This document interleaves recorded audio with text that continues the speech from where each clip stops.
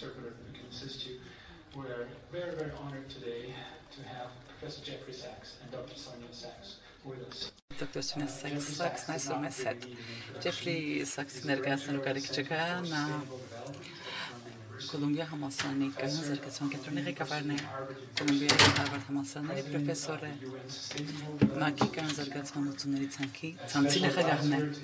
ՄԱԿ-ի գլխավոր քարտուղարի հաղորդու խորհրդականն է, 2001-ից 2018 թվականներ,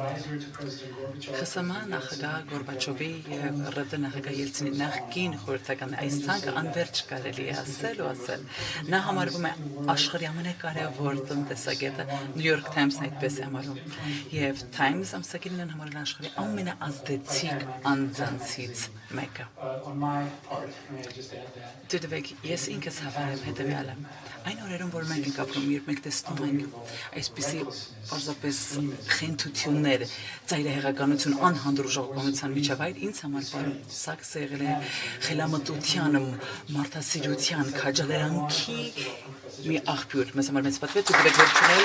Ջեֆրի Սաքսի։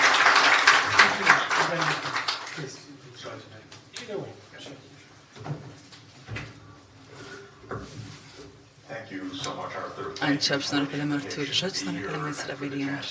շնորհակալ եմ այս հնարավորության համար, որ այսօր այստեղ կարող եմ գտնվել ձեզ հետ միասին։ Ես Հայաստանի մեծ մասնագետ չեմ, ընդամենը 4 ժամ է ինչ Հայաստանում եմ,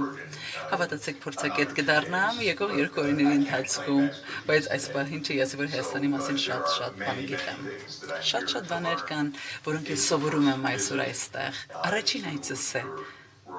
ձեր հրաշալի երկիրը։ Իր ինքնատիպ պատմությամբ, իր գեղեցկությամբ, իր համբավով։ Ըստ ես և իմ կինն իսկապես հիացած ենք և անչափ ուրախ ենք այսօր այստեղ գտնվելու համար։ Կարծում եմ օգտակար կլինի մի փոքր խոսել ընդհանուր թեմաների մասին, ինչ վերաբերում է աշխարհի իրավիճակին, արտաքին քաղաքականության թեմաներին, Թրամփը որպես հաջորդ նախագահ ինչպես կազդի այս ամենի վրա։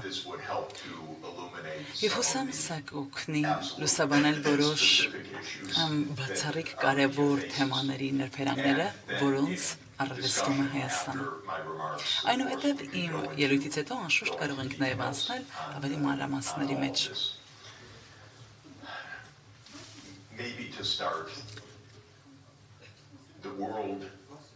Այսպես եկեք սկսենք։ Աշխարհը տարբեր եղանակներով փոխվում է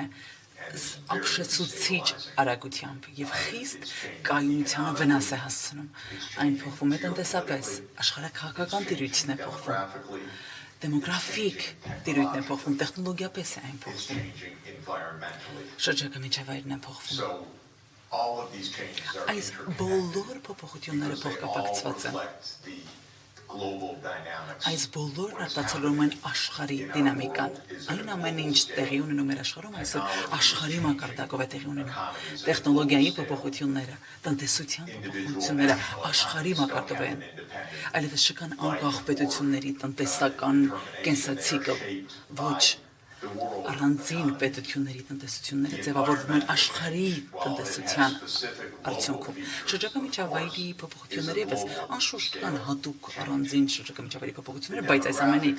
միանշանակ ազդագիրն է համաշխարհային շրջակա միջավայրի ազդեցությանը։ Ունենք դեմոգրաֆիկ ուրվագծեր, զանգվածային միգրացիա, բնակչության ավելի բարձր տարիք, ծերացող բնակչություն, հակամարտություններ, աշխարհի որոշ վայրերում բնակչության մասնավորապես Աֆրիկայում թվաքանակը ընդլայնվում է։ Այս բոլորը ունեն համաշխարհային հետևանքներ։ Ուստի մենք տեսնում ենք փոխկապակցվածությունը զանազան ուժերի։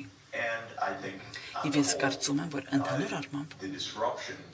այս խաթարումները ինչ են նշանակում։ Սրանք նշանակում են, որ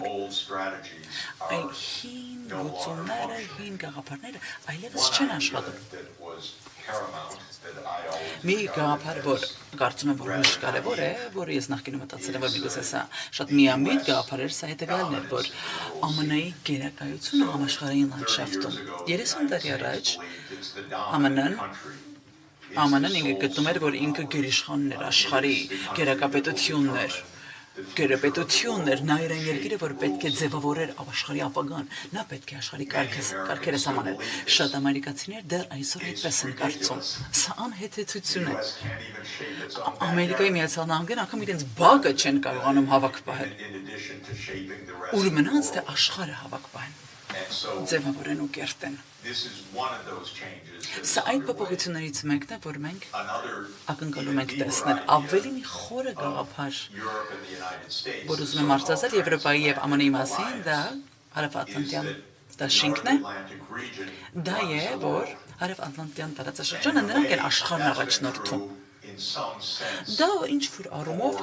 խելամիտ է եղել, մոտ 300 տարի, այդպես է եղել, այո, հյուսիսատլանտյաններից եք։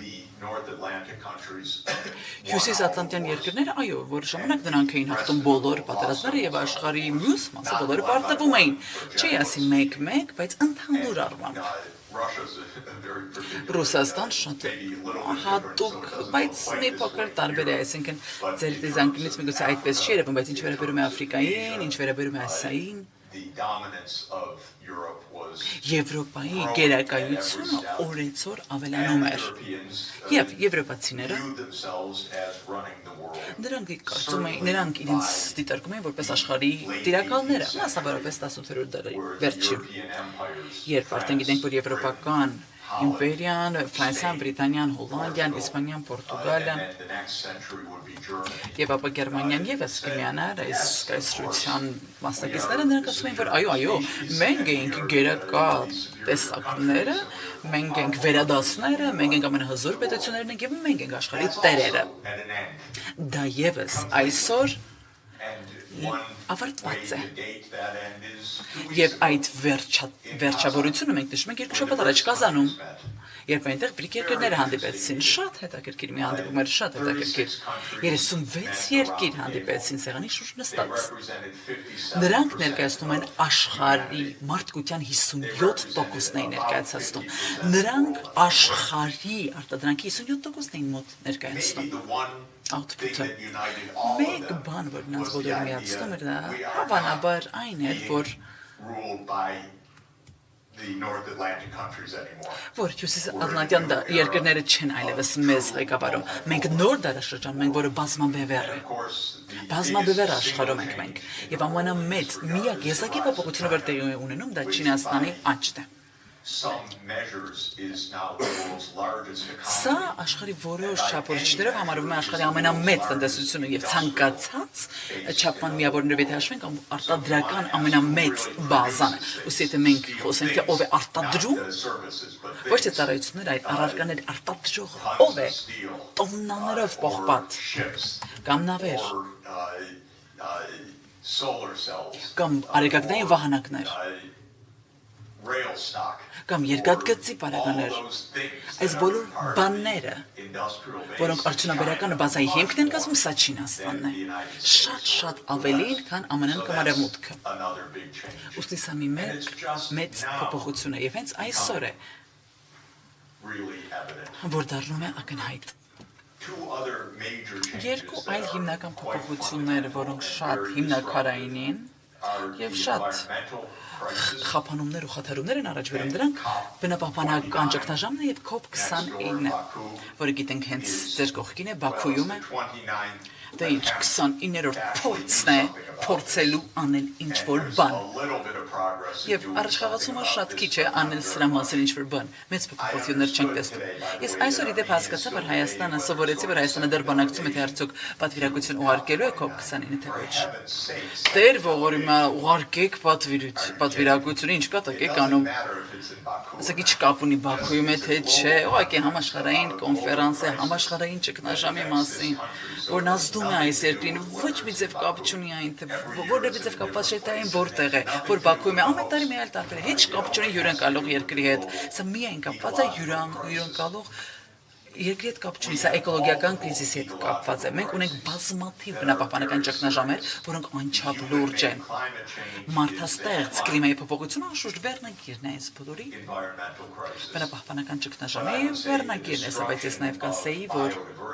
կենսաբազմազանության խաթարումը, RLC փոփոխությունները Էկոհամակարգերի խափարումները ամբողջ աշխարհով մեկ անտառների, ամազոնյան անտառների, կենդանայի բուսատեսակների ոչնչացումը, կենսաբազմազանության ոչնչացումը, սրանք նույնքան կարևոր են եւ սրանք փոխկապակցված են մարդաստեղծ կլիմայի փոփոխության հետ, մարդու գործոնով պայմանավորված։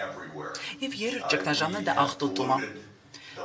Մենք հողն ենք աղտոտել, ցամաքն ենք աղտոտել, օդն ենք աղտոտել, անգամ օվկիանոսները, սա զարմանալի է, չէ՞, ասենք շատ մեծ ջանք է պետք, որ կարողանա մարդ օվկիանոսը աղտոտել։ Բայց մարդիկ կարողացել են նաև օվկիանոսները աղտոտել, այսինքն միկրոպլաստիկը բոլոր օվկիանոսային, ծովային, սննդային շղթաներում դրանք հայտնվել են։ Այդպիսի մեծ ազդեցություն ենք մենք կարողանում ունենալ։ Մեկ այլ մեծ ազդեցություն, որ մենք կարողանում ենք ևս ունենալ, դա թվային հեղափոխությունն է, որը ես կարծում եմ Հավանաբար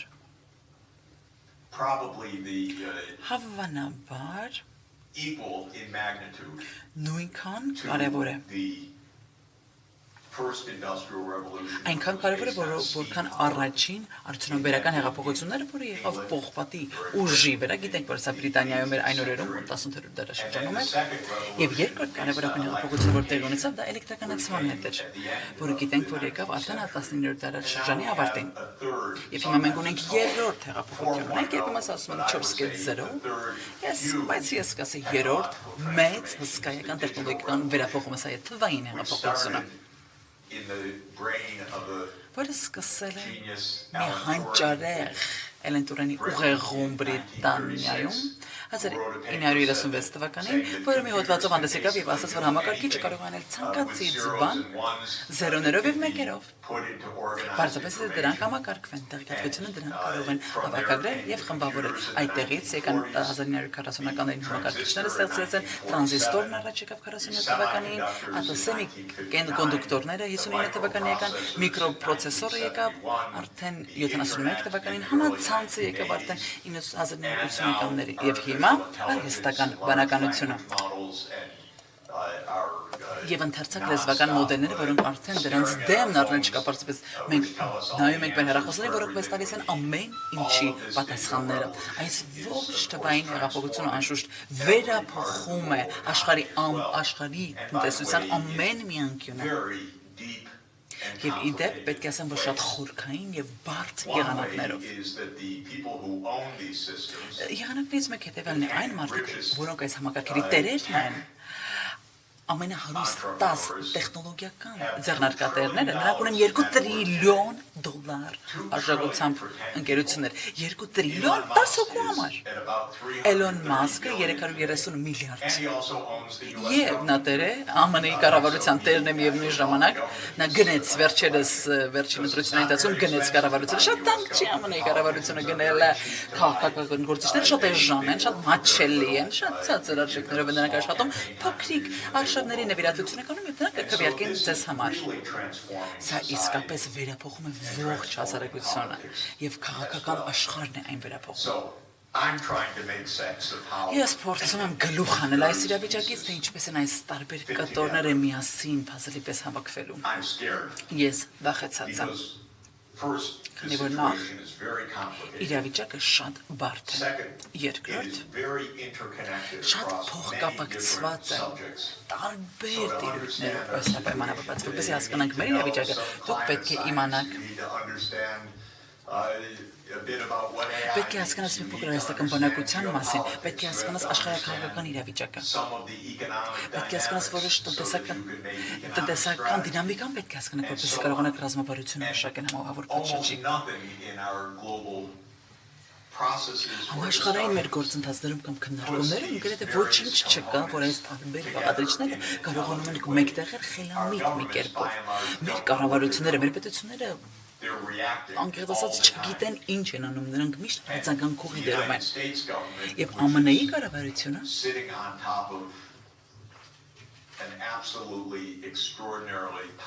որը մի խիստ հզոր ռազմական ուժի վրա է նստած, նա լիովին շփոթված է, թե աշխարհում ինչ է տեղի ունենում։ Հսկայական դելյուզիայի տանող գաղափարներով են նրանք հագեցած, մոլորված գաղափարախոսությունների են նրանք հավատում։ Այսպիսի մի հարաշփոթ իրավիճակում mēs պետք է նոր բարի կյանք եւ լավ քաղաքականություններ, որ այդ քաղաքականությունները ի կատարածենք, բայց որտեղ է սա, գրեթե գոյություն չունեն։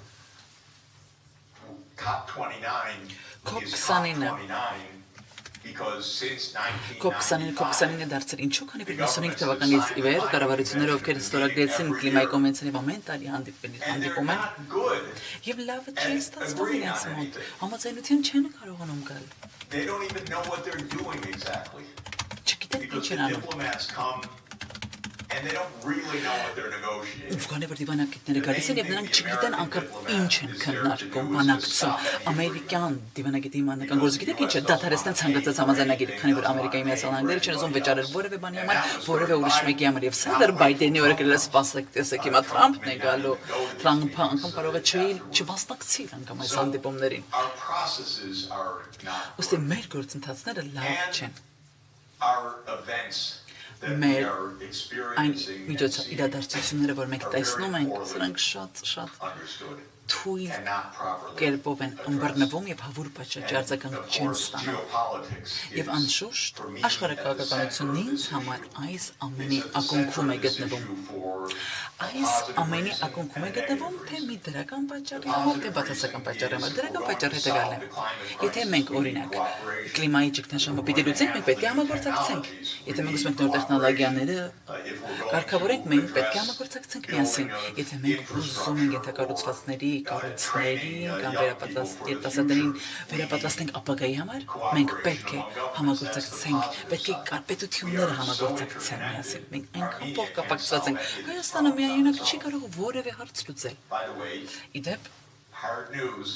մի դաժանորություն ունեմ, դուք պետք է նաև համագործակցեք ձեր ընկերների հետ, անգամ այն հարևան պետությունների, որոնց հետ չեք էլ խոսում։ Սա տնտեսագիտության իմ առաջին կանոնն է, դու պետք է խոսես քո հարևանի հետ։ Քանի որ նրանք հենց քո կողքին են, քո դրացին են, եւ նրանք կարևոր են ցանկացած հարցում լուծման գալու համար։ Դուք ունեք մի տեսակ արևելք, արևմուտք, հյուսիս, հարավ, ունեք մի տեսակ հարևաններ, այսպես ասած, արդեն 3000 տարի է, որ ունեք այսպես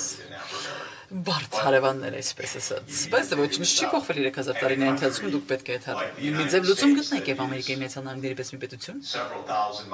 որ հազարավոր մղոններ հեռու է ձեզանից, նա որևէ դեր չի խաղում։ Հավատացեք ինձ, ցանկացած հարցում մեջ նա դեր չի խաղում։ Անկախ այնից է ինչ կարող են մարդիկ հավատալ կամ պնդել, քանի որ 100 ամերիկացուց անգամ մեկը անգամ չգիտի թե Հայաստանը որտեղ է։ And of those, not one in 1,000 cares. Եվ նրանցից ովքեր որ գիտեն, 1000-ից մեկի չի հուզում։ Այսինքն երբեք դուք չեք ստանա ԱՄՆ-ի այնպիսի քաղաքականություն, որը հարատև կլինի եւ փոփոխություն կբերի ձեր երկրի համար, սա բարձրապես որպես հիմքային պնդում թույլ տվեք անել։ Եվ շատ ակնհայտ մի պնդում։ Այսինքն դրական կողմը այն է, որ մենք պետք է համագործակցենք, իսկ բացասական կողմը մի իրավիճակ ենք, որ շատ շուտով կարող է ինքներս մեզ պայթեցնենք։ Սա շոկային է։ Ռուսաստանը ունի 6000 միջուկային զենքեր, ԱՄՆ-ն ունի 6000 եւս մարտագաղթիկներ միջուկային, եւ մենք բաց պատերազմ ենք հայտարարում Ռուսաստանի հետ։ Ուկրաինայի պատերազմը, սա Ռուսաստանի եւ Ուկրաինայի միջև պատերազմ չէ բոլորովին, սա Ամերիկայի Միացյալ Նահանգների եւ Ռուսաստանի Դաշնության միջև է պատերազմ։ Պարզապես Ուկրաինան լավ ծառայություն են մատուցում Ամերիկային եւ նրանց փոխարեն մեռնելով, բայց սա Ռուսաստանի եւ Ամերիկայի Միացյալ Նահանգների միջև է պատերազմի երկու միջուկային գերտերությունների միջև։ Գիտեք մենք որքան ենք խոսում այս պատերազմի միջուկային սպառնալիքի մասին, երբեք մեր խոսածի տոկոսը 0 է։ Ասում են շատ վատ ճաշակ է, ինչ անճաշակ թեմա էս առաջ բերում եկել ես, որ ուղղակի վատաբան ես մտքով անգամ չանես շանտաժ անես բոլորովին չի կարելի այդպես խոսել։ Պարտադես Պուտինը խափում է իրականացնում չի ասում շանտաժ անում, շորթում ես։ Մինչև աշխարհի ավարտը այսպես կգնա եւ ժամանակ չի լինելու ներեցեք մենք սխալվեցինք։ Կամ էլ կունենանք 1 րոպե կմնամ ես միայն 1 րոպե, մինչև մարդիկ իրենց վերջին խոսքերը կասեն, մինչև հրթիռները վայրը չկատարեն։ Սա շատ լուրջ է։ much closer. Եվ շատ ավելի այն մոտ է օրհասական է, քան մենք կարծում ենք, քանի որ մենք լավ առաջնորդներ չունենք։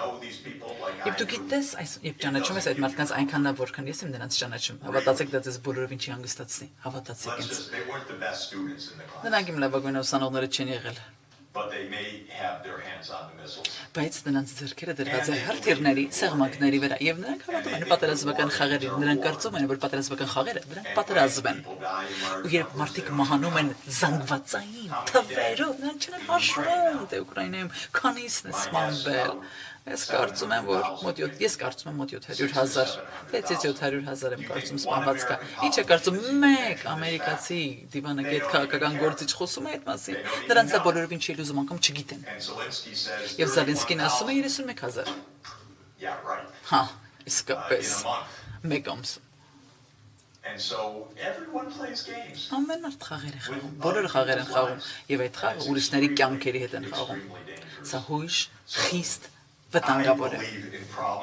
Ես կարծում եմ, որ պետք է խնդիրներ լուծել, ըստ թույլ տվեք մի փոքր, ես խնդիրներ լուծող տեսակ եմ եւ եկեք մի փոքր խոսեմ այն մասին, թե մենք ինչ պետք է անենք այս խնդիրները լուծելու համար։ Հենց հիմա 4 իրական գերտերություններ կան աշխարհով մեկ՝ Ամերիկայի Միացյալ Նահանգները, Ռուսաստանը, Չինաստանը եւ Հնդկաստանը։ Եվ անշուշտ կան ուրիշ 5 երկրներ, որոնք ովքեր ունեն միջուկային զենքեր։ Նրանք ամենակայուն վայրերը չեն աշխարհի, հավատացեք, այն երկրները չեն, որ արժի քո կյանքն ու ընտանիքների կյանքը նրանց ձեռքում հանգրվանեն, ինչ արժի։ Բայց առաջին կանոնը միջուկային գերտերության համար կարծում եմ հետևյալն է. Մյուս միջուկային գերտերության ոչին մի կանգնիր։ Ուղղակի նրանց մի անհանգստացրու, հեռավորություն պահիր,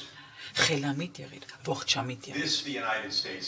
Ամերիկայի Միացյալ Նահանգները սա բոլորովին չի հասկանում, ճիշտ հակառակը։ ԱՄՆ-ի գաղափարն է ճիշտ քիթ դեմ դեմքին գալ, դեմ արել, առերեսել, ասել հա, հիմա տեսնենք ով է ուժեղը մեզնից։ Շատ խելացի է եւ դիմացինը միջուկային զենք ունի, անել 6000 մարտագլխիկներ։ Մենք հիմա Ուկրաինայում ենք սա ենք անում։ Եվ Չինաստանում։ Մենք սա Ուկրաինայում ենք անում ինչու՞։ Քանի որ ԱՄՆ-ն ասաց. մենք ՆԱՏՕ-ն կընդլայնենք դեպի Ուկրաինա։ Եվ ռուսներն ասացին. բայց դուք մեզ խոստացաք, որ ՆԱՏՕ-ն անգամ 1 սանտիմետր դեպի արևելք չի գա։ Ձեր գլխավոր քարտուղարը Ջեյմս Բեյքերն ասաց այդպեսին փետրվարի 9-ին այդպես ասաց։ Նախագահ Գորբաչովին ասաց եւ նա ասել է դա։ Եվ Հանս Դիտրիչենջերը Գերմանիայից նա մի ձայնարկություն ունի, որտեղ ասում 1 դյույմ անգամ 1 դյույմ Գերմանիայից ներս, 1 դյույմ Գերմանիայից դուրս էլ չլինելու։ Նրանք դա ասացին, բայց նրանք ստեցին։ Քանի որ հենց խորհրդային միությունը արդեն լուծվեց, արդեն ՆԱՏՕ-ի ընդայնումը տեղի ունեցավ։ Եվ գաղափարը հետևյալն է, ԱՄՆ-ն այնքան հզոր է, որ Ռուսաստանը ընտրություն չունի, այլ ընտրանք չունի, ուսում ենք կարող ենք անել այն ինչ ուզում ենք։ ՆԱՏՕ-ի առաջին ընդայնումը եղավ կենտրոնական Եվրոպա, Հունգարիա, Չեխիա, Լեհաստան։ Ռուսները ուրախ չէին, դուք ասացիք խաբեցիք մեզ, դուք ասացիք ՆԱՏՕ-ն չի ընդայնվելու, բայց իրենց սահմանին մոտ չէր։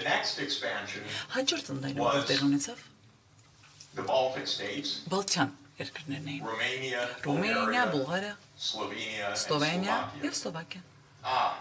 Հիմա արդեն ռուսները ասում են հասկացանք ձեր ծրագիրը։ Քանի որ սա մեր ռազմավարներից մեկը Վերշինսկին էր հենց ինքը գրել եւ ասել, որ ՆԱՏՕ-ն ինչ պետք է անի, պետք է շրջապատի Ռուսաստանին Սևծովում, որպեսզի Ռուսաստանը դադարի այլևս գերտերություն լինելու արևելյան, միջերկրական եւ Սևծովյան տարածաշրջաններում։ Եվ Վերշինսկին ասել է 96-7 թվականին, ռուսները ընտրություն, այլ ընտրակ չեն ունենա, ստիպված պետք է ընդունեն, ըստ կարող են դժգոհ, կարող են ոտքերը գետին, հարված է, բայց մենք որ նա երբեք չեն անի, դա Չինաստանի չեն ընկերանա, դա երբեք տեղի չունենա, ասաց նա։ Ասաց նրանք երբեք Իրանի հետ չեն ընկերանա, դա երբեք տեղի չունենա։ Դե, տեսաբաններ լավն են, չէ՞։ Շատ լավն է, չէ՞։ Ու տեսեք այդ բոլոր պլանները ուր ընկան, գետնին հայտնվեցին։ Դե գիտեք 2008 թվականին ԱՄՆ-ն ՆԱՏՕ-ի հանձնառություն առաջ տարավ, որ ՆԱՏՕ-ն մուտք գործի Ուկրաինայի եւ Վրաստան, ձեր հարևանների մոտ, ինչու Վրաստան։ Քանի որ գաղափարան էր, որ ամեն սևծովյան երկիր պետք է ՆԱՏՕ-ն այնտեղ լինի։ Եվ Վրաստանն էլ կերավ խայծը։ Համաձայնեց։ Այդե բասը բավական է սխալ քայլ էր։ Իդե ողագի մի բասը Սաքաշվիլին եղավ Նյու Յորք 2008-ին, եկավ Նյու Յորքի բասը Վրաստան ՆԱՏՕ-ի մաս է կազմելու, քանի որ հրաշալի եվրոպական ուժ է։ Եվ ես ասացի, այս մարդը լուրջ լրջագույն խնդիրների առջև է կանգնելու եւ պատերազմի։ Դրանից մի քանի օր հետո պատերազմը սկսվեց։ Սա տիպիկ սխալ հաշվարկ է։ Ամերիկացիները ասացին մենք ձեր մեջքին կանգնած ենք, գնացեք առաջ։ Անշուշտ Ամերիկայի Միացյալ Նահանգները ոչ մեկի մեջքին էլ կանգնած չի, անգամ ինքը Ամերիկայի մեջքին կանգնած չէ։ Ուղղակի պարզապես ասեմ, որ ԱՄՆ-ն շարունակաբար փորձում են դայբել ՆԱՏՕ-ն եւ Ռուսաստանը շարունակաբար ասում էր չեք գնալու Ուկրաինա։ Դա 2100 կիլոմետր երկարությամբ սահման է։ Դուք հրթիռներ ունեք կենտրոնական եւ արևելյան Եվրոպայում դուք չեք դնելու ամերիկյան հրթիռները Ուկրաինայում։ Գիտեք ԱՄՆ-ն ինչ ասաց։ Ձեզ ինչ, ձեր գործը չէ։ Ուկրաինայի գործն է, եթե կուզեն,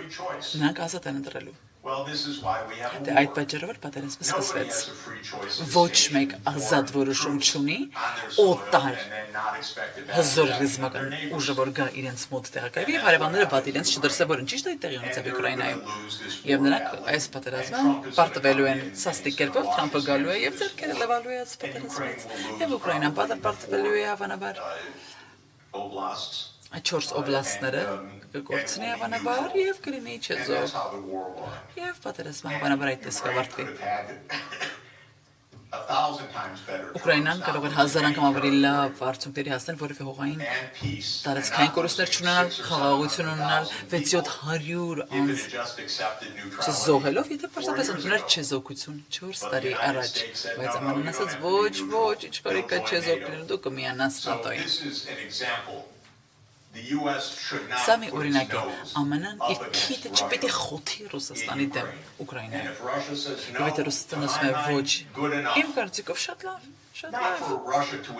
Չեմ ասում Ռուսաստանը թող ներխուժի Ուկրաինա, բայց որ Ուկրաինան չի եւ ոչ թե ԱՄՆ ամերիկյան զինված զորքերը լինեն Ուկրաինայում։ Չինաստանում իրավիճակը շատ նման է իդեպ։ Քանի որ ինչու են ապրում մենք պատերազմել ունենք Չինաստանի հետ։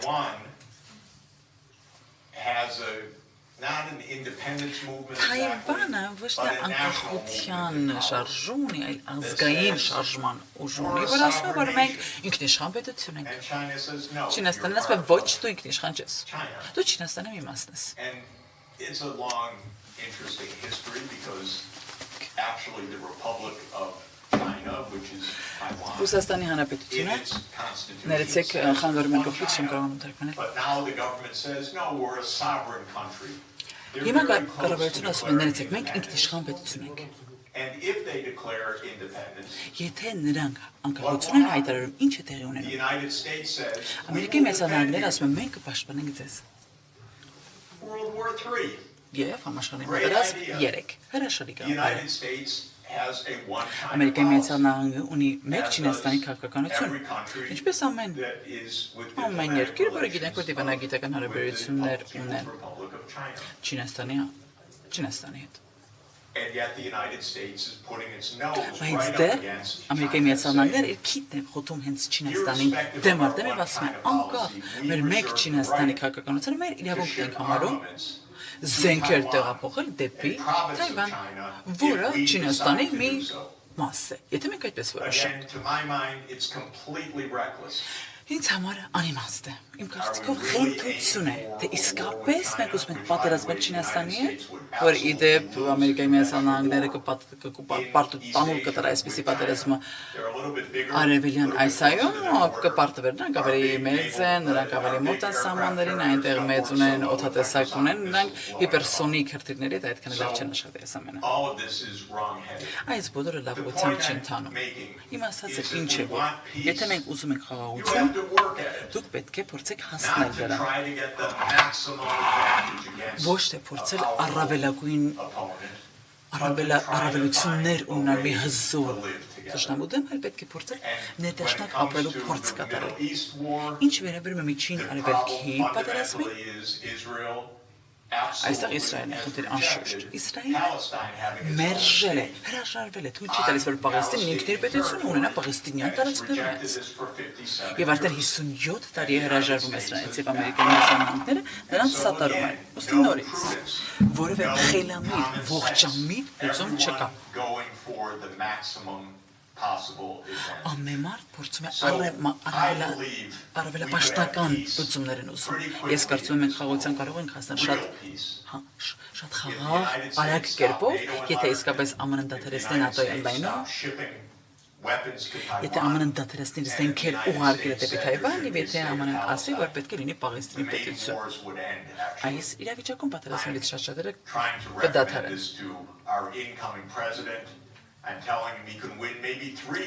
Դե միգուցե նա կարող է 3 Նոբելյան մրցանակ ստանալ ԱՄՆ-ի նախագահը, եթե այս 3 բոլոր քայլերը կատարի։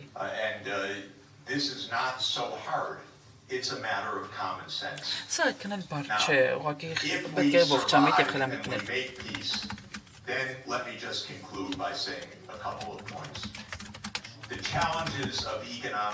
Ուրեմն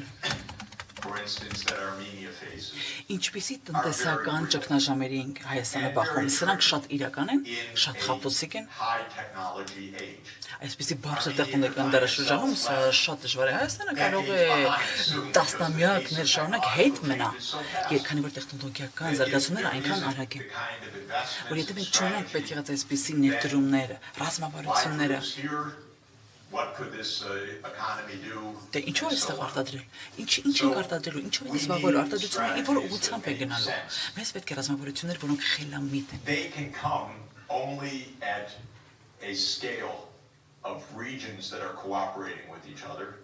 Այս ամենը կարող ենք ասել, եթե ունենք տարածաշրջաններ, ովքեր համագործակցում են միասին, եւ եթե աշխարհով մենք համագործակցություն կա, քանի որ շրջակա միջավայրի ճգնաժամում մեզ նոր տեխնոլոգիաներ են պետք, զերո ածխածնային էներգետիկ համակարգեր, էլեկտրական մեքենաներ են պետք, մեծ տարբերականներ են պետք, որ մենք կարողանանք պողպատ արտադրել։ Հայաստանը ունի այս տեխնոլոգիաները, ոչ չունի, բայց Չինաստանը ունի։ Սա պատմության մի մասն է, դե որտեղից են գալու այս ամենը։ Ամերիկայի Միացյալներից չի գալու, սա իդեպ հավատացեք, ԱՄՆ-ն շատ ավելի հետ է Չինաստանից, բայց սրանք առևտրի եւ տնտեսական եւ աշխարհակական հարաբերությունների արդյունքում են գալու եւ այս ամենը Չինաստանի հետ։ Եվ եթե Հայաստանը հաջողելու է այս վերափոխման ուղով, ապա նա իսկապես կհաջողի, եթե այս երթևեկության ճանապարհը ուղիները մշակեք, հա։ Միջանցքը չեմ ասում, որ մի կերպ, միջանցքի ճիշտ գաղափարը այն է, որ դուք տնտեսական ցանցի մի մաս լինեք, որը տարածաշրջանային հիմք ունի։ Դա է հյուսիս-հարավ, առևտուր եւ արևելք ու արևմուտք։ Անշուշտ սրա համար հարկավոր է լավ հարաբերություններ Ադրբեջանի հետ, Թուրքիայի հետ, Ռուսաստանի, Իրանի։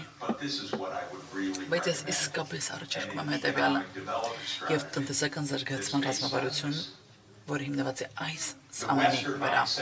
Արևմտյան մտածողությունը հետևյալն է, այս ամենն անհնար է, երբեք չենք համագործակցել Ռուսաստանի հետ, մի համագործակցեք Իրանի հետ։ Լավ տղերք կան, վատ տղերք կան, դուք լավերի հետ եղեք, մենք ձեզ կօգնենք, կփրկենք ձեզ։ Սա մահացու մտածողություն է։ Ճիշտ մտածողությունը այն էր, ինչ տեղի ունեցավ Saudi Arabia. Իրանի եւ Սաուդի Արաբիայի միջև դաշնամությունը ինչ եղավ։ Այնտեղ Չինաստանը եղավ, որպես հաշտության միջնորդի դերակատարում կատարեց ամենայն համատը ասում էր, թե շիանոսունները նրանք երբեք չեն հաշտվի։ Ամերիկացիները չէին ինքնին երազի, որ նրանք կարող են հաշտվել, ու մի օր նրանք հայտարարեցին խաղաղություն։ Այնցար շաբաթ Սաուդյան Արաբիայի թագավորի արքայազն ասաց Իրանը մեր քույր ազգը։ Այսպես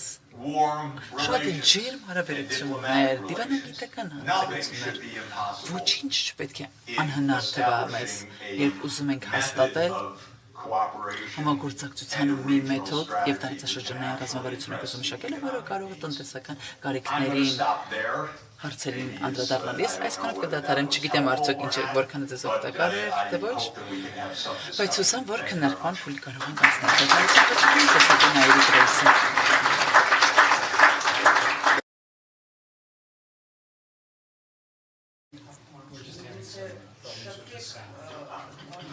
Would you mind taking a minute, Professor? We'll just try to fix Sure. Would you like some?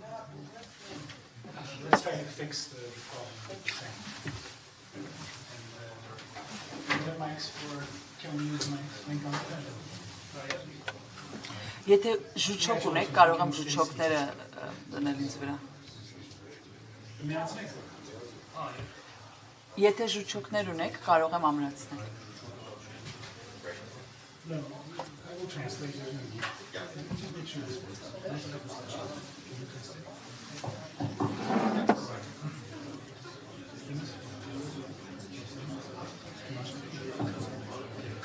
Can you guys hear me? Դուք լսում եք ինձ։ You're not too tight, Professor. Maybe just a few questions.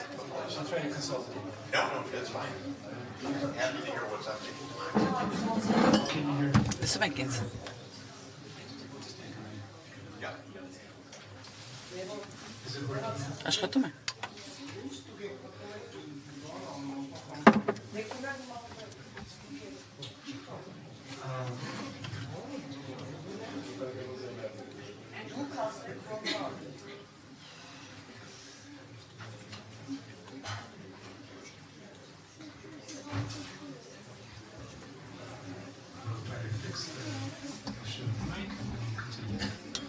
Maybe while this is being done, can you answer the first question? Please. So, Professor, we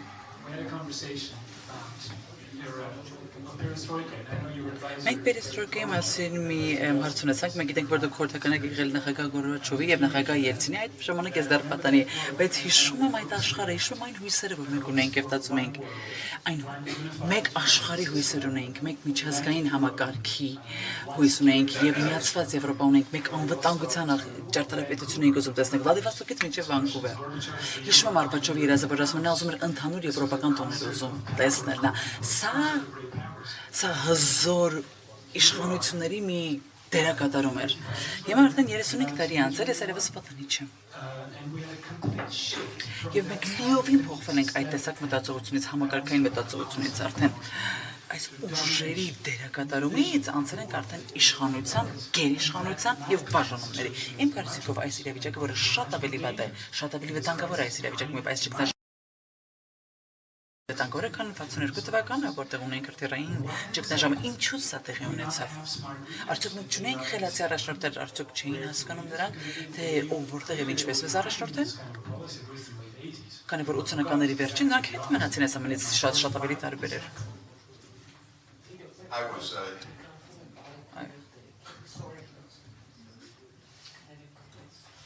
I was actually in the Kremlin on Ես Կրեմլինում էի դեկտեմբերի 30-ները, շատ վստահ չեմ, բայց կարծում եմ այդպես էր 1991 թվականներ։ Ես մի պատվիրակություն էի ղեկավարում, տնտեսագետների պատվիրակություն էի ղեկավարում, պիտի հանդիպեի նախագահ Ելցինի հետ, մի հսկայական մեծ սենյակ էր Կրեմլինում։ Կարծես լիներ ֆուտբոլի ստադիոն լիներ։ Մարզադաշտներ, մենք սպասեցինք ու սպասեցինք, ու ամենավերջին անկյուրում դուռը բացվեց, և այնտեղից եկավ նախագահ Ելցինը, և նա նստեց հենց իմ առջևում, ես այդ ժամանակ մեր պատվիրակության ղեկավարն էի, և նա ասաց, պարոնայք, Gentlemen, Բարոնայք, I want to make an announcement. ուզում եմ մի հայտարարությամբ The հանդես գալ։ Soviet Union is Խորհրդային over. միությունը փլուզված է։ This is amazing. Ապշելու էր։ Also, as an American, Իբրև ամերիկացի լսել այսպիսի բան հենց Կրեմլինում այդ պահին դեմարդամ նախագահին was a little հավատացեք մի փոքր unusual. անսովոր էր, And he արտասովոր էր։ said, Եվ pointing նա to ասաց, the room in the back, սենյակին մատնացույցարից գիտեք,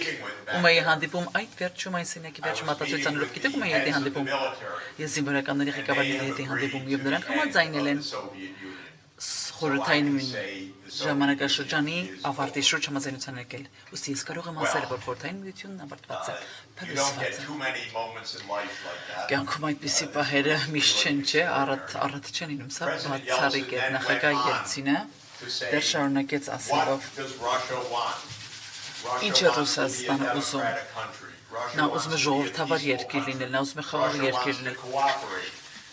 Ռուսաստանը ուզում է համագործակցել, եւ ամենասիրած բառը այն է, Ռուսաստանը ուզում է նորմալ լինել, ուզում է նորմալ լինել։ Բոլշևիկները չեն ուզում, ուզում են նորմալ լինել։ Then it came time for me to speak. Եվ ապա իմ ժամանակ եկավ And I խոսելու։ said, President Yeltsin, Եվ նա ասացի նախագահ Ելցին, սա շատ հուզիչ է մեզ համար, եւ մեզ համար մեծ պատիվ է այսօր այստեղ ձեզ հետ հասնել։ Եվ ուզում եմ ձեզ վստահեցնել, որ այն ամեն ինչ դուք ասացիք, այն մեծագույն երազանքն է, որ Ամերիկայի Միացյալ Նահանգները երբևիցե ունեցել է։ Մենք ունեցել ենք Սառը պատերազմ 45 տարի։ Մենք միջուկային պատերազմի իրենց դեմարտեմ գրեթե հասել ենք ոտքերս մուտք ենք։ Դեպի միջուկային պատերազմ ձեր ասածը պարզապես Ամերիկայի Միացյալ Նահանգների համար սա սիմֆոնիայի պես է հնչում մեր ականջներին, սա լավագույն նորություն է, որ մենք երբևէ կարող ենք լսել։ Եվ ես ասացի, որ ես վստահ եմ, որ Ամերիկայի Միացյալ Նահանգները կօգնեն ձեզ ֆինանսապես, կօգնեն ձեզ կայունացնելու իրավիճակը, կօգնեն ձեզ վերափոխելու տնտեսությունը, քանի որ ինչը կարող է ավելի կարևոր լինել։ Ես սխալ էի։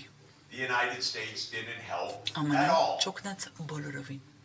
And I was wrong also for Yes, an նաև interesting սխալ էի, personal reason. նաև անձնական մի պատճառով։ Because 2 years earlier, Երկու տարի մինչ I was Poland's ես advisor. Լեհաստանի Also by a strange խորհրդականն էի։ twist of fate, I Նաև մի became շատ the տարօրինակ lead ճակատագրի advisor բերումով to the դարձա government Լեհաստանի on economic պետության reform from the outside. խորհրդականն էի տնտեսական բարեփոխումների համար որպես դրսից։ I Այդ recommended օրերին many ես things առաջարկել that the էի United շատ States բաներ, and որ Europe should do to ԱՄՆ-ն help եւ Poland. Եվրոպան անի Լեհաստանին օգնելու համար, օրինակ։ Don't make Poland pay its debts. Թող Լեհաստանը չվերադարձնի իր պարտքերը, քանի որ պարտքերը ճոսվում են։ Չեղարկեք պարտքերի կեսը։ Give Poland some billions of dollars so Լեհաստանին that it միլիարդավոր can get դոլարներ started տվեք, որ again. այն նորից սկսի ոտքի Provide կանգնել։ some social cushion and so Սոցիալական on. And օգնությամբ pretty much հանդես եկեք։ whatever I recommended. Այն ամեն ինչ ես առաջարկեցի մեծ մասը որդեգրվեց եւ կատարածվեց։ I was, by the way, 35 at the time. 35 տարեկան էի այդ ժամանակ եւ ես մտածեցի։ Վաչի։ You know, the president's listening to me. Նախագահի ինձ է լսում, իմ ասածներն է անում, ազգային անվտանգության ղեկավարներն են ինձ լսում, կոնգրեսն է ինձ լսում, իմ ասածները անում են Լեհաստանի համար աշխատած։ So I thought Russia, well, that's just 5 times larger. That was my basic logic. Poland had 40 million people. Բայց սխալ է, Ռուսաստան ավելի մեծ էր, այնտեղ 160 միլիոն կա Ռուսաստանում, Լեհաստանում ընդամենը 40 միլիոններ, ուղղակի ես ասացի բազմապատկեք, սա 4 անգամ մեծ է Ռուսաստանը։ Ուսում ենք Լեհաստանին 1 միլիարդ տվեցին ստաբիլացման ֆոնդի համար, Ռուսաստանը պետք է 4 տանք, անգամ 4 անգամ, եթե այս շապի վարկի ենք չեղարկում, Ռուսաստանին անգամ 4 պետք է անենք։ Եվ որպես կանոն ես ասեցի, ու ես առաջարկեցի այս նույն բանը։ The answer was Պատասխաններ. Нет. Mr. Sachs, we're not Պարոն going to do Սաքս, this. չենք անելու այդպես։ And I couldn't understand it. Եվ ես չի հասկանում։ Really. I was Իսկապես չի naive, of հասկանում։ course. Ես I was միամիտ taking էի։ economics. Ես տնտեսագիտությամբ էի զբաղվում, իսկ նրանք աշխարհաքաղաքականությամբ։ They couldn't get the idea that you would Նրանք help չէին Russia. հասկանում, Are թե you kidding? ինչ Russia's our օգներ enemy. Ռուսաստանին, խենթես ինչ է, Ռուսաստանը մեր թշնամին է։ Ինչու երբևէ մենք օգնենք Ռուսաստանին։ Անշուշտ չենք ուզում, որ նրանք փլուզվեն ու միջուկային զենքերը օթերում հայտնվեն։ Բայց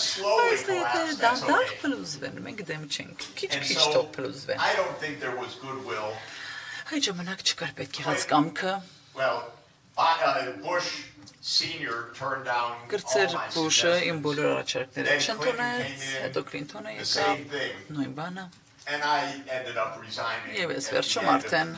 հրաժարվեցի, իմ գործը թողեցի,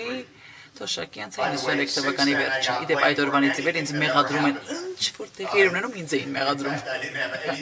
Իմ Թոշակյանցից հետո իդեպ ես պրիվատիզացիայի հետ որևէ կապ չունեի, օլիգարխների հետ կապ չունեի, բաժնետերերը վարկերի դիմաց գողության հետ ոչ մի կապ չունեի, ես անգամ այնտեղ չէի։ Ես արդեն թողել էի գործս, բայց այդ բոլորի մեղադրում էին։ Սա մի դաս էր, թե ինչպես է մեդիան աշխատում, մեդիան քեզ տեսնում է, մի ձև քեզ պիտակավորում է եւ ճիշտ սխալ կապ չունի։ 30 տարի կարող ես խոսել կապ չունի ճիշտ սխալ, բայց ամեն ինչ քեզ են մեղադրում։ Դա ուղղակի կյանքից փորձառություն էի կիսում, մի քիչ խելահեղության էր ասում, բայց սա էր։ Ինտեսած այն էր, որ ԱՄՆ-ն անգամ մի մատ չբարձրացրեց Ռուսաստանին օգնելու։ Ես չի հասկանում դա։ Հաջորդ 15 տարի շարունակ ես չկարողացա հասկանալ, քանի որ իմ տեսակ գետ կոլեգաների շրջանում շատ ավելի ասում էին շոկ թերապիան, սաքսը խելառ է, հիմար է ինչ է, լավ խորհրդական է, վատ խորհրդական է, ճիշտ չէ լինի, որ քիչ-քիչ ներես ամեն ինչ շոկ թերապիա բաներ, որոնք իրական խնդիրների հետ ոչ մի կապ չունեին իրական թեմաների։ Ինչ դեռ ակադեմիան է, չէ, իրենք այդպեսին են բաշանված են նրանք այն ուղուց ինչը որնակ պետք է ընթանան, եթե ակադեմիան կապված չէ իրական խնդիրների լուծման հետ, քանի որ չես իմանա թե աշխարհում ինչ է տեղի ունենում, եթե չփորձես այն լուծել, չէ։ Իսկ երբ ծեծում ես ճանապարհին ու քիթդ քսում ես քարի, հասնում ես հատակին, նորից դասեր ես սովորում ես ու հասկանում ես թե ինչպես է աշխատում, ինչու է այդպես չի աշխատում, երկար ժամանակ է պետք որպես ես կարողանամ հասկանալ։ Որ Ամերիկայի Միացյալ Նահանգների համար ցարապատերազմը երբեք չավարտվեց։ Սա էր հիմնական գաղափարը։ Actually starting in 1945. 1945 թվականին հուլիս ամիսներ 1945 թվականին Hitler's defeat. Հիտլերի United States started to 45 երկու ամիս անց ԱՄՆ-ն արդեն մի պատրաստ բերում մշակում խորհրդային միության հետ, քանի որ մենք սա տարօրինակ ենք, քանի որ մենք դաշնակիցներ էինք եւ խորհրդային միությունը 27 միլիոն հոգի տուժեց։ Եվ մենք պետք է երախտագիտությամբ հանդես գայինք, մենք ասենք ինչպես շարունակենք, անգամ թեկու Ստալինը կար այնտեղ, մենք ամեն դեպքում պետք է փորձեինք համագործակցել։ Ստալինը ԱՄՆ-ի դաշնակիցն էր, նա հաղթեց Հիտլերին շատ ավելի քան որևէ այլ բանակ։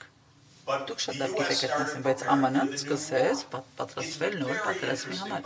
Շատ հետաքրքիր է դեպ փորձել հասկանալ, թե սա ինչու է այսպես։ Պատճառներից մեկը գիտեք որն էր, շատ պրո-նացիներ կային ԱՄՆ-ի բանկային ֆինանսական ոլորտում և կառավարության բարձր մակարդակներում պրո-նացիներ կային, որոնք չէին ուզում նացի հետ առետամիջապես պատերազմել, բայց հիմա ասում են եկեք բոլշևիկների հետ պատերազմենք։ Ուստի շատ անտիկոմունիստական էին նրանք և նրանք սկսեցին պատերազմել անմիջապես։ Առաջին բաներից մեկը, որ նրանք արեցին, հետևյալն էր։ Ստեֆան Բանդերայի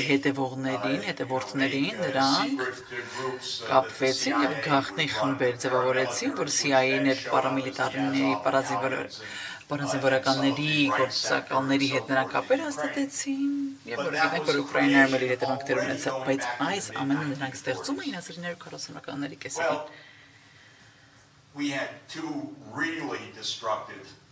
Երկու շատ խիստ կործանարար եղբայրներ ունեինք։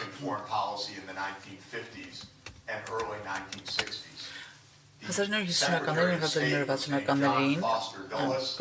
քարտուղարը Ջոն Ֆասեր Դուլլես կար և նրա եղբայրը Ալեն Դուլլեսը դա CIA-ի ղեկավարն էր։ Սրանք մարդկային աղետներ էին, աղետներ։ Նրանք իրենց ֆինանսական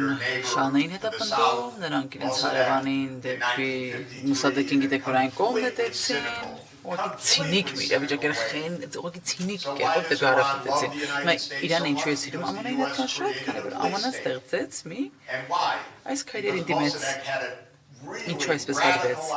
Քանի որ շատ Մուսադեկը ռադիկալ գաղափարներ ուներ և նա ասում էր, որ այս նավթը իրանական է։ Այդ գաղափարը որտեղից առաջ եկավ։ Նավթը բրիտանական էր և ամերիկյան էր։ Եվ դա իրենց ցույց տվեցին։ CIA-ը, ԿՀՎ-ն և MI6-ը նրան շատ լավ ցույց տվեցին այս երկու եղբայրները ուղղակի աղետալի կործանարար էին ԱՄՆ-ի համար։ Եվ Չերչիլը մի հետաքրքիր խոսում էր Ջոն Ֆոստեր Դուլլեսի մասին ասաց. Դոլար, The guy was just not very clever. Ուղղակի շատ խելացի մարդ չէր, ինչ Very ասեմ, hard line. եւ շատ And the war against բնդաճակատ the էր։ Soviet Union Եվ became պատերազմը an խորհրդային crusade. միության հետ դարձավ արդեն ամերիկյան մի արշավանք։ The Cold War, in my view, could Սա have ended պատերազմը իմ կարծիքով կարելի էր տասնամյակներ առաջ ավարտել, իհարկե սա շատ but my հակասական belief մի is that what the Soviet Union խոսույթ է, բայց ես wanted հավատում more եմ, որ than խորհրդային anything միությունը ամենից շատ was a գիտեք ինչ peace էր ուզում։ agreement Խաղաղության that would պայմանագիրն էր, demilitarize որը Germany. կապառազմականացներ And the United Գերմանիան։ States Եվ rejected ԱՄՆ-ը that. մերժեց դա։ Instead, they remilitarized Հակառակը Germany. նրանք նորից Put a lot of զինվորական Nazis back in տեսանկյունից charge of զինեցին, positions նացիներին and ավելի created հզորացրեցին եւ ստեղծեցին And ՆԱՏՕ։ so we never gave peace a chance Ոստի at all. մենք խաղաղության The one շանս անգամ country where peace was չտվեցին։ tested in Europe was Austria. Միայն Ավստրիայի Because վերաբերյալ in Austria խաղաղության in էքսպերիմենտ 1955, արեցին, փորձ the արեցին։ Austrians declared Քանի որ neutrality, 1955 թվականին and the ավստրիացիները Soviet չեսօգություն Union left հայտարարեցին։ Austria. And why did they do that? Because they were Եվ showing ինչ the եղավ դուրերը։ Americans Նրանք ցույց do էին the տալիս same for ամերիկացիներին նույն բան Germany, արեք and Գերմանիայի we end համար, the Cold եւ War. մենք սա պատերազմը But կավարտենք։ America wanted to defeat Բայց the Ամերիկան Soviet ուզում Union. էր It հաղթել, didn't want to բարդության end մատնել the Ռուսաստանը, Cold նրանք չէին War. ուզում դադարեցնել։ So, my view in retrospect, Հետադարձ հայացքը 1991 came, and 91 թվականը եկավ the Soviet Union collapsed. Rather than people saying, եւ Ռուսաստանի խորհրդային միությունը փլուզվեց։ a statesman Gorbachev is, Կանթե մարդիկ ասեն, թե ինչպիսի ղեկավար էր Գորբաչովը, ինչպիսի հրաշալի մարդ էր, որ նա որոշեց, որ ավելի լավ է խաղաղություն պահել, քան թե իր ուժը բայր, դա էր իրականությունը, դա էր Գորբաչովի։ Նա չուզեց կրակել։ instead of saying that, we said, we Կանթե won. այդպես ասեինք, They մենք ասացինք, lost. մենք հաղթեցինք, We can իրենք do պարտվեցին, anything we want. մենք ինչ ուզենք կարող ենք անել։ And that's what gave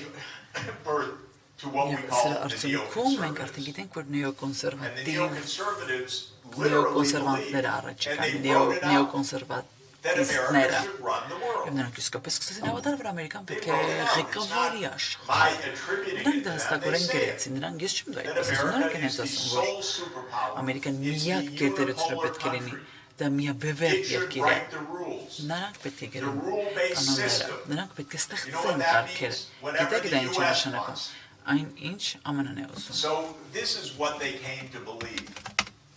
And they thought that they could get their Նրանք way. կարծում էին, որ նրանք կարող There's են another իրենց ձևով strange հարցլուծել։ strand of this that's worth your knowing. Ուրիշ մի բան էլ կա, որ կարևոր է իմանալ։ Another influence in the US, and that is Israel. Մի այլ ազդող ուժ կա ԱՄՆ-ի վրա, դա է But the Իսրայելը։ Շատ Israel տարօրինակ է մեր influence in the քաղաքականությունը։ United States is extremely Բայց strong. Իսրայելի ազդեցությունը ամերիկյան նահանգների վրա շատ ուժեղ է։ Netanyahu, Եվ Նեթանյահուն, who I regard as Որ ես one կարծում եմ, of the որ most destructive people in the world, աշխարհի կործանող ազդեցություններ թողող անձանցից մեկն է աշխարհում, արդեն քանի տասնամյակ է։ Նա է ասում, թե Ամերիկան որ պատերազմները պետք է մասնակցի, ուսի ինչու ԱՄՆ-ն սկսեց Իրաքի հետ պատերազմել ձեր կարծիքով։ not because of 9/11. 9/11-ը չէր պատճառը։ 9/11 made it politically possible to go to war with Iraq. But why did Այո, the US go 9/11-ի to war with արդյունքում Iraq? կարող էին հնարավորություն ստեղծվեց, որ Իրաքի հետ պատերազմեն, բայց ինչու գնացին, կարող է Նեթանյահուն ասաց Ամերիկային, որ գնա պատերազմի։ Սա անշուշտ խելագար է, ինչու՞ մեծ է ճշմարիտ է։ Explanation around that. Եվ սրա շուրջ մի շարք բացատրություն կա։ Saddam Hussein is supporting Hamas. Նա ասում էր Նեթանյահուն ասում որ Սադամ Հուսեյնը սատարում է Համասին։ Ոսի մենք պետք է Սադամ Հուսեյնին հանգեցանենք եւ ԱՄՆ-ն ասաց այո, պարոն Նեթանյահու։ So many of America's wars are Ամերիկայի շատ not պատերազմները wars against Russia, Ռուսաստանի but դեմ չեն այս wars on պատերազմները, behalf of Israel. այլ Իսրայելի But կողմից all of this պատվիրված is to say պատերազմներ։ US foreign policy became Այսինքն a military issue. ԱՄՆ-ի արտաքին And I քաղաքական think it's also probably քաղաքականությունը true դարձել է if you զինվորական build մի a մեքենա։ $1 Դա շուտ է տրիլիոնանոց It's like having all these toys you ռեզասպական have ուժ to ունես, use բոլոր them. խաղալիքներն ինչ You ես, have to որ պետք է test them. օգտագործել։ Պետք է Even ստուգել Ukraine դրանք։ is a Անկամ testing ground Ուկրաինան for weapons. փորձարկման դաշտ է զենքերի համար And իսկապես։ so they're testing Ոսի նրանք weapons. փորձում են զենքի So համակարգերը։ this is what I have come to believe. That they don't know Ես how to այսպես եմ make կարծում, peace. նրանք չգիտեն ինչպես խաղաղության հասնել։ And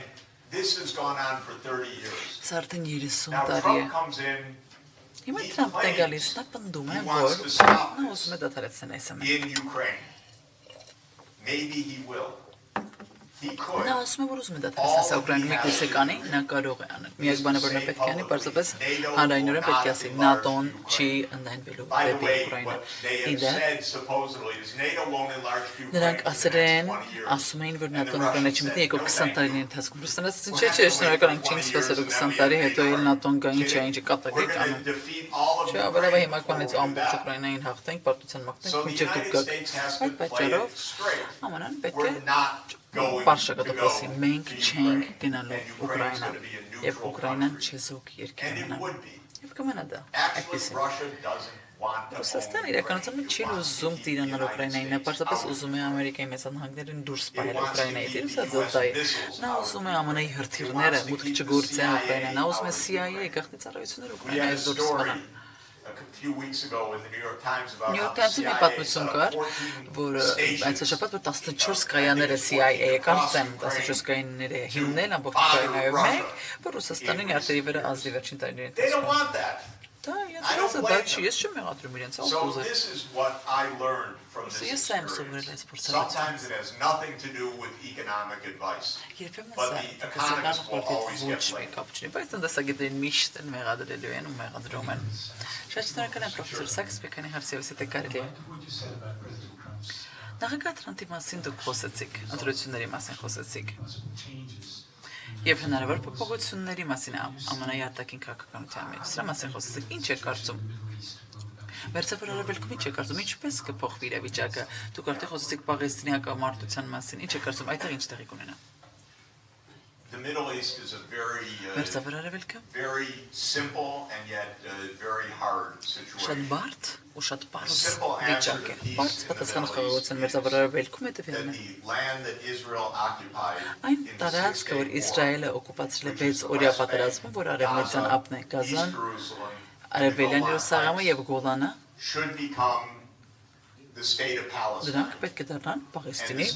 պետությունը եւ Պաղեստինի պետականությունը պետք է ընդունվի Միացյալ Ազգերի կազմակերպության ցանկում։ Այսպիսով կավարտվի պատերազմը։ Արաբ երկրները կնորից եւ նորից 1922 թվականից ի վեր որ եթե սա արվի նրանք կնորմալացնեն հարաբերությունները Իսրայելի հետ անմիջապես, սա կոչվում է արաբական խաղաղության նախաձեռնություն։ Սրանք ամեն տարի կրկնում են Ռիադում անցատարի եւ սրանց շատ նրանք կրկնեցին Ռիադում էի երկու շաբաթ առաջ եւ նրանք նորից այս հանձնարարությունը հանդեսական եւ կրկնեցին ես Կահիրեում էի ես հանդիպում էի Իրանի նախագահի հետ հանդիպեցի վերջերս ամեն մեկը համաձայն է Պաղեստինի պետականություն շնորհեք եւ պատերազմը կավարտվի Նեթանյահուն նա բոլորովին այլ կերպ է կարծում դա Իսրայելը բոլոր տարածքներում մնա Իսրայելին եւ եթե որևէ մեկին դա դուր չի գալիս մենք նրանց դուրս կնետենք Բայց ոչ թե մենք, այլ Ամերիկայի Միացյալ Նահանգները ձեզ դուրս կնետեն։ Իսրայելը չի կարող Իրաքին դուրս նետել, ոչ էլ Սիրիային եւ ոչ էլ Իրանին, այլ միայն Ամերիկայի Միացյալ Նահանգները կարող են դա անել։ Բայց նա այդպես է խաղում, քանի որ նա գիտի, որ ԱՄՆ-ն իր գրպանում դրված է, քանի որ հզոր լոբինգ ունեն նրանք ԱՄՆ-ում։ Եվ այսօր նա ունեն դա։ Նրանք ունեն դա, բայց արդյունքում ԱՄՆ-ն եւ Իսրայելը հիմա լիովին իզոլացված են աշխարհում։ Մակի ընդհանուր քարտուղարությունում մի քանի օր առաջ մի քվեարկություն տեղի ունեցավ, ասացին, որ Պաղեստինը իրավունք ունի քաղաքական ինքնորոշման եւ պետականության։ Ամեն եվրոպական պետություն քվեարկեց դրա օգտին, անգամ ԱՄՆ-ի ՆԱՏՕ-ի դաշնակիցները, միակ պետությունները, որ սրան դեմ քվեարկեցին, ԱՄՆ-ն էր, Իսրայելը, Մայկրոնեզիան, քանի որ ստիպված էր դա արդեն մի դաշինք են ստորագրել, Նաուրոն, որը 12,000 բնակիչ ունի, եւ կարծում Արգենտինան, քանի որ շատ հետաքրքիր նախագահ ունի, եկեք այդպես ասեմ, հետաքրքիր նախագահ ունի։ Մեկ երկու այլ քվեներ կան։ Բոլոր Եվրոպան քվեարկեց իր օգուտ Պաղեստինի պետականության։ Այսինքն աշխարհը միաձայն գտնում է, թե այսպես պետք է խաղաղության հասնել մեր ապրիցաբար Արևելքում։ Այս համար գլխավոր հարցը դեպի արդյոք Թրամփը կարող է սրան երբևէ հասնել։ Այո, իհարկե կարող է սա, նա միայն պետք է հայտարարել սա, եւ դա կանցներ։ up and down. Իսրայելական լոբին վերուվար կցածկեր, գլխկոնցիներ կտան, ինչեր ասես շինենի սպարտմանիքներով հանդես կգան, բայց ուշ չէին ունենա որևէ բան անել։ Բայց արդյոք Թրամփը կանես է։ Դե եթե բոլորը ռետորիկային լսեք, պատասխաններն են ոչ։ Քանի որ Թրամփի խոսույթը շատ պրոիսրայելական է։ Ծայրահեղական, էքստրեմիստական, ծայրահեղական կերպով պաշտպանում է Իսրայելին։ Եվ ես կարծում եմ նրան ամենամեծ հատարողներից մեկը կարծում $100 միլիոն տվեց Արշավին, դա Միրիամ Էդելսոնն է, որը այրին է Թրամփի 2016 թվականի Շելդոն Նեյլդսոնի այրին է, որ ամենամեծ աջակցիկներ կազինոների տեր է, որը մացավանջ հարստությունը թողնեց այրուն եւ այս այրին Թրամփի ամենամեծ ֆինանսական աջակիցն է։ Այսինքն մեծ փողեր կան խաղաղության չհանձնելու յետևում։ Բայց մերձավոր Արաբելքում այլ լուծում չի կարող լինել առանց պաղեստինյան պետականության։ Եվ գիտեք այն խաղը, որին հավատում էր Թրամփը, նա հավատում էր, որ քաղցրությամբ կարող է համոզել Սաուդյան Արաբիային նորմալացնել հարաբերությունները Իսրայելի հետ առանց Պաղեստինի պետականության։ Ասում ենք ձեզ անվտանգության երաշխիք կտանք, մենք ձեզ F-35-ներ կտանք, մենք ձեզ միջազգային տեխնոլոգիաներ կտանք, ամեն բան կանենք։ Ստացվում է, որ Սաուդյանները կընդունեն, բայց Սաուդյանները ասում են երբեք չենք համաձայնի, մինչև չլինի Պաղեստինյան պետություն։ Սա շատ մեծ հարց է ինձ համար։ Դժվար չէ այս ճգնաժամը լուծել, բայց ամերիկյան քաղաքականության պետք եղած բարի ու լավ փոփոխության արդյունքում կարող է առաջ իրականանալ, ես սպասում եմ տեսեմ սա իրականանա թե ոչ։ Փորձեմ որոշ հարցեր մեկտեղել, որ շատ ժամանակ չխլենք։ There was a lot of kind of dovish rhetoric with Trump's election campaign. Գիտենք, որ Թրամփի նախագահական արշավումը հետաքրքիր մի հայտարարություններով հանդես եկավ, ասես որ խաղաղություն է ուզում, պատերազմները նա կդադարեցնի, բայց այն մարդիկ, ովքեր որ նա ընտրեց իր գրասենյակի համար, այդքան խաղաղասերներ չէին նախագահ։ Ընդ որում նրանցից որոշները շատ ռազմատենչ հայտարարություններով հանդես եկան եւ աշխարհը շատ պարզունակ կերպով էին բացատրում, մենք լավեր ենք, վատերն ենք, մենք սևեր ենք։ Այսինքն, ինչ է նշանակում Չինաստանի եւ Թայվանի հետ կապված իրավիճակների, ինչպես եք սա տեսնում, խաղաղությունը ինչպես կարող ենք խաղաղության հասնել, երբ որ չինական զինվորական կողմը ասում է մենք ուժով պետք է կարողանանք այդ ամենը հասնել, նաեւ գիտեք որ դասական բախման խնդիր կա, տարիֆներն ենք բարձրացնում եւ անգամ դեդոլարիզացիան կա, նախագահ ապագա նախագահ Թրամփը ասաց, որ նա թույլ չի տա, որ որևէ երկիր առանց դոլարի կարողանա գործարար հարաբերություններ ունենալ ԱՄՆ-ի հետ։ Ըստ մի կողմից խաղաղություն են խոստանում, բայց մյուս կողմից այնպիսի հայտարարություններով են հանդես գալիս, որտեղ հստակորեն տեսնում ենք, որ էսկալացիայի վտանգ կա։ Ինչպես եք տեսնում այս իրավիճակը։ Ինչպես արդեն նշեցի, որ 3 զոնաներ կա, որ պետք է տարբերվենք, մեկը Ուկրաինան է, որտեղ կարծում եմ, որ Թրամփը ինչ-որ մի տեսակ լուծման կգա, մյուսը մերձավոր Արաբելքն է, որ հենց որ բացատրեցի, որ ասացի չգիտեմ ինչ կլինի, չգիտեմ ինչ պետք է արվի, բայց չգիտեմ արդյոք իսկապես այդպես կանեն, թե ոչ։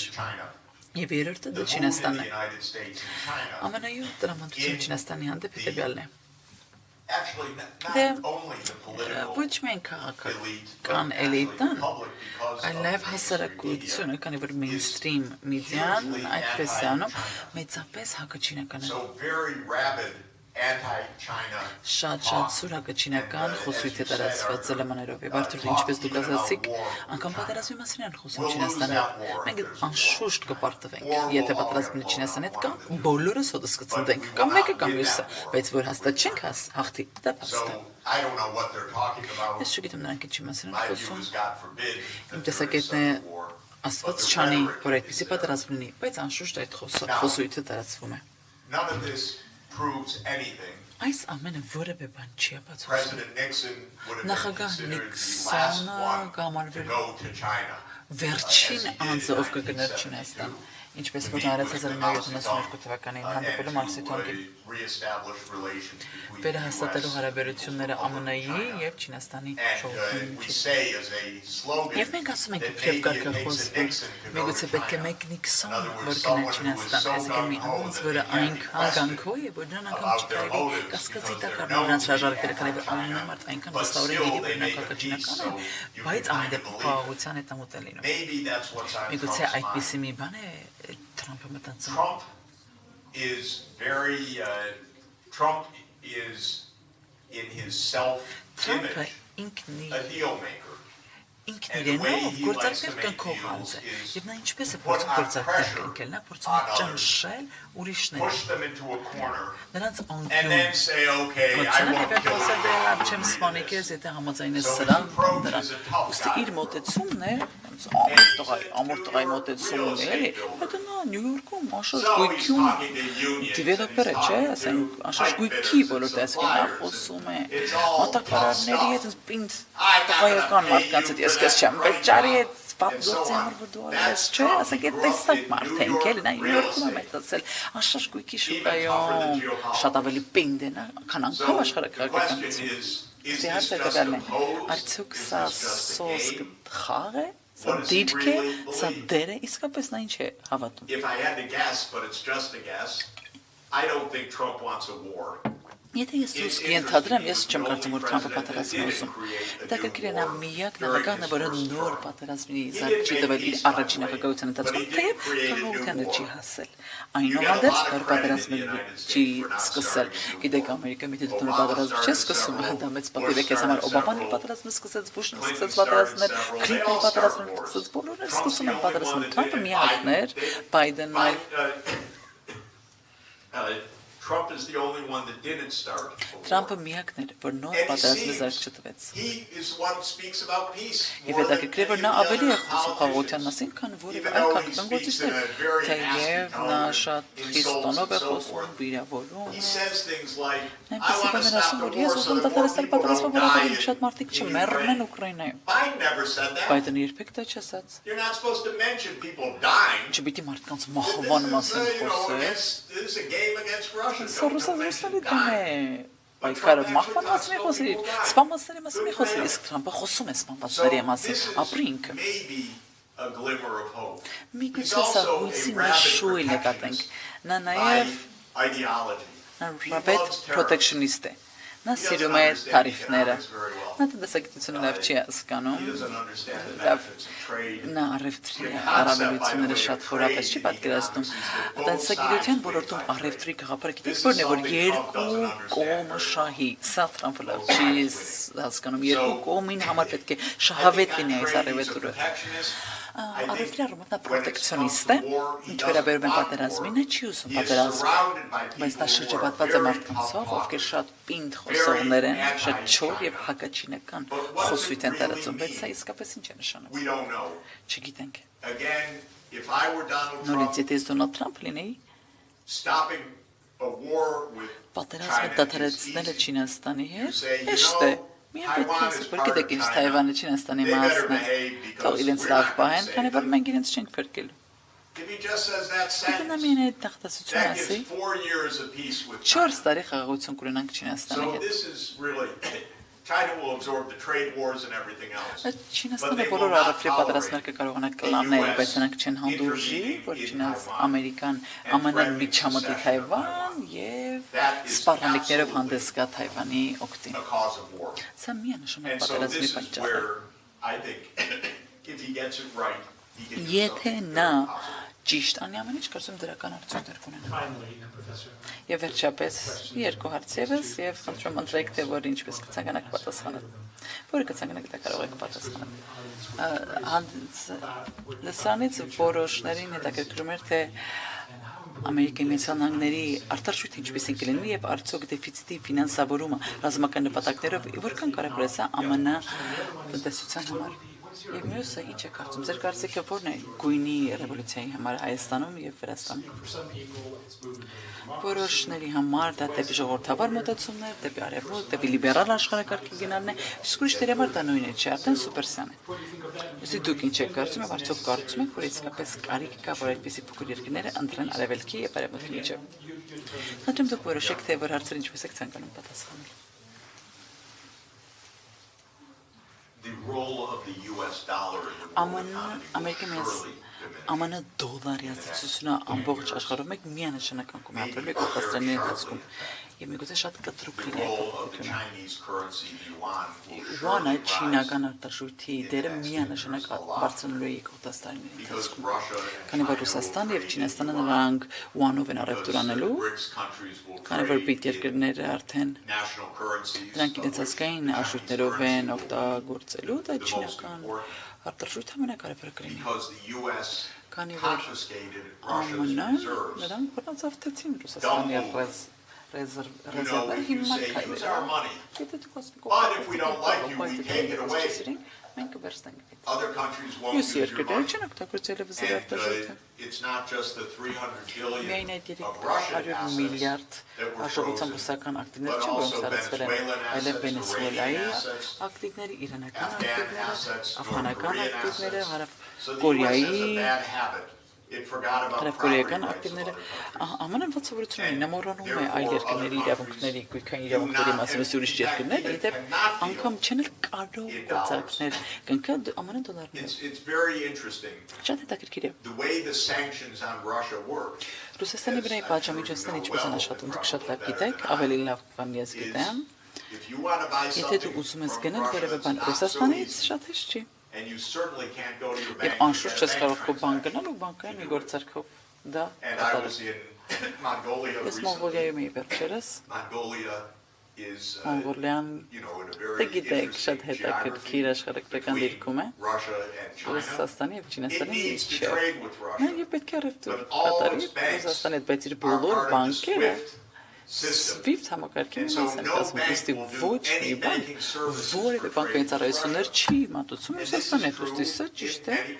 սա իրականություն աշխարհի շատ վայրերում եւ վստահ եմ նույն բանը Իրանի հետ։ Ուստի տեխնիկապես շատ բարդ չէ իրականության մեջ այլընտրանքային եղանակներով հանդես գալը։ opens a separate ruble account because it will get sanctioned. Այնպես չի, որ բանկը կարող է ռուբլով առանձին հաշիվ բացել, որպես սանկցիաներ բաժամիջոցների տակ կգրի, բայց պետք է Սբերբանկ լինի կամ այլ բանկ։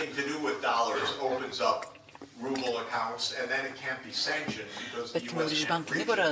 ԱՄՆ դոլարների հետ ոչ մի կապ չունի, ուրիշ բանկ լինի, որտեղ այդ բարակայինը ԱՄՆ-ն սանկցիա պատժամիջոցներով չի գա եւ իր SWIFT-ային համակարգից իրեն զրկի։ Բայց դա կարող է լինել շատ հեշտ է, դժվար չի։ Մի բանկ, որը ԱՄՆ դոլարային հաշիվներ չունի, Ռուսաստան չի նստելու սպասելու, որ աշխարհի տարածքով չի զբաղվելու, ոչ Չինաստանը նստելու սպասի, որ ԱՄՆ-ն սպառնալի իրեն երկրորդային պատժամիջոցներով։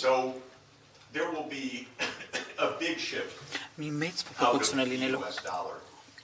It will make life harder for ԱՄՆ դոլարի հետ կապված մեծ փոփոխություններ է սպասում։ Սա կյանքը բարդացնելու է Ամերիկայի հետ, շատ է բարդացնելու, քանի որ ուրիշ երկրները օգտագործում են քարտարժույթը, ինչ է, դու կարող ես շատ լավ պայմաններով բարդքեր վերցնել, քանի որ ուրիշ երկրները իրենք ունեն T-bond-եր ունեն նրանք, կանցապետարանի նրանք պարտատոմսեր ունեն եւ նրանք շատ էժան տոկոսադրույքներով կարող են գնել այդ ամենը, բայց սա անշուշտ արդեն տեսնենք որ փոխում է այն տոկոսադրույքները, որ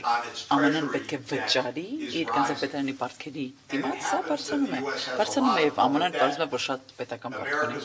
արտաքին պարտք ունի։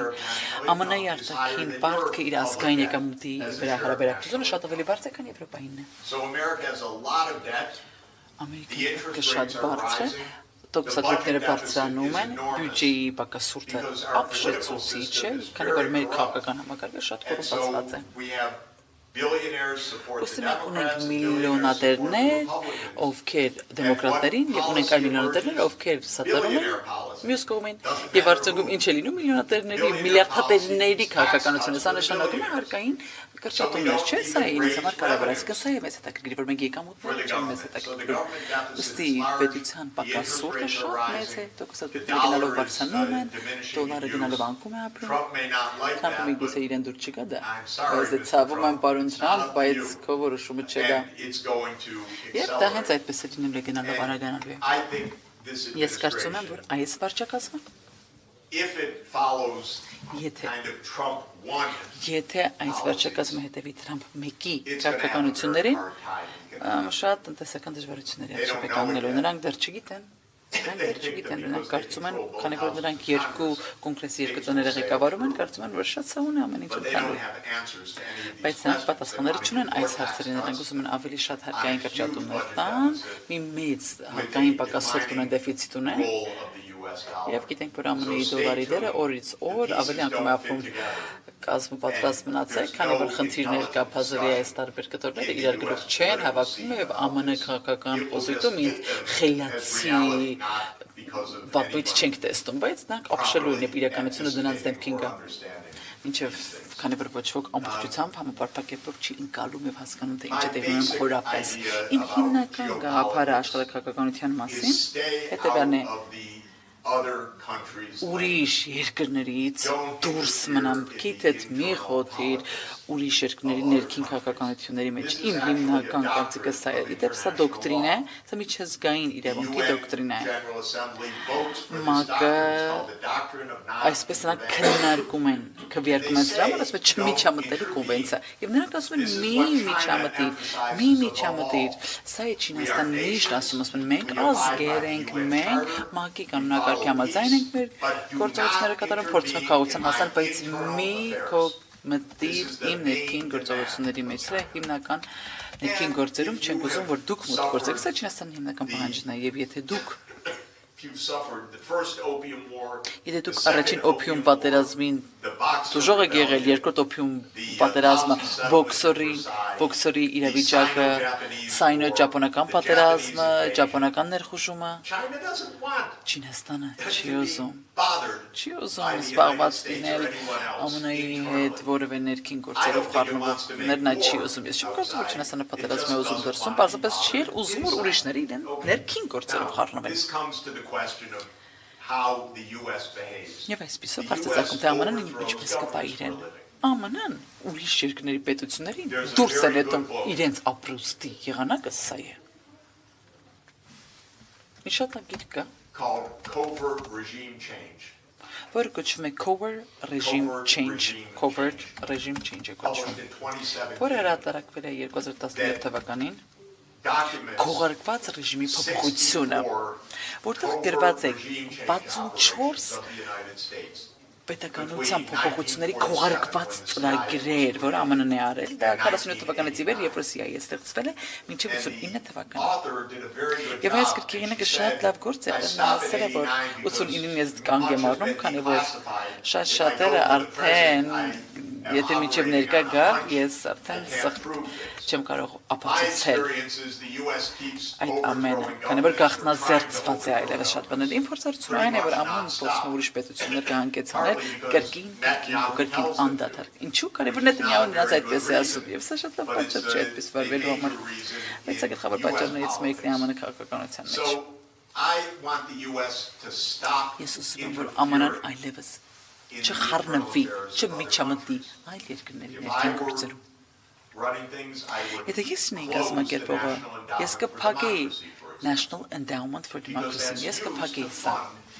Այդ ֆոնդը օգտագործվում է ֆինանսավորելու այլ կազմակերպություններ, որոնք այլ երկրների ներքին քաղաքականության մեջ խառնվում են։ Եթե Ամերիկայում մեկը դա անել, սկանդալ կունենենք, բայց ԱՄՆ-ն դա անում է այլ երկրներում ամեն օր։ Ինձ դուր չի գալիս ՀԿ-ներ, ովքեր վճարում են քաղաքական տեխնացուներին եւ քաղաքական խորհրդատվություն են տրամադրում։ Նրանք մեդիաների կամ սոցիալական ցանցերի տերերն են, որոնք զբաղվում են քաղաքականությամբ։